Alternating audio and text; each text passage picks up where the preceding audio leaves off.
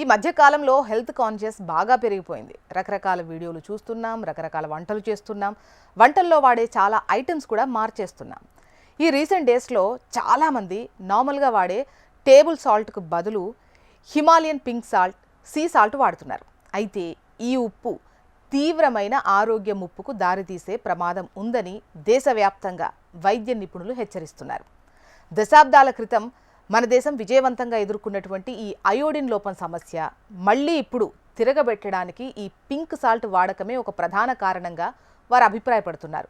శరీరంలో థైరాయిడ్ హార్మోన్ల ఉత్పత్తికి అయోడిన్ ఎంత కీలకమో మనందరికీ తెలిసిందే కదా. ఈ హార్మోన్లు జీవక్రియను నియంత్రించడంలో, శారీరక ఎదుగుదలలో ప్రధాన పాత్ర పోషిస్తాయి. ముఖ్యంగా గర్భిణీలకు, కడుపులో పెరుగుతున్న బిడ్డకు మెదడు అభివృద్ధికి అయోడిన్ చాలా ముఖ్యం.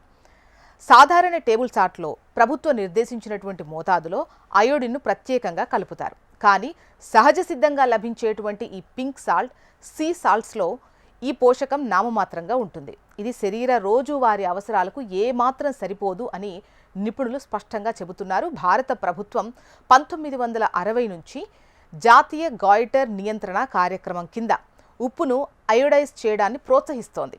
ఈ కార్యక్రమం వల్ల కొన్ని దశాబ్దాలుగా గాయిటర్, థైరాయిడ్ గ్రంథివాపు, బుద్ధిమాంద్యం వంటి అయోడిన్ లోప సంబంధిత వ్యాధులు గణనీయంగా తగ్గాయి. కానీ ఇటీవల ఆరోగ్య స్పృహ పేరుతో చాలామంది అయోడైజ్డ్ ఉప్పును పక్కన పెట్టి పింక్ సాల్ట్కు మారుతుండడంతో ఈ సమస్య మళ్లీ మొదటికొస్తోందని వైద్యులు ఆందోళన వ్యక్తం చేస్తున్నారు.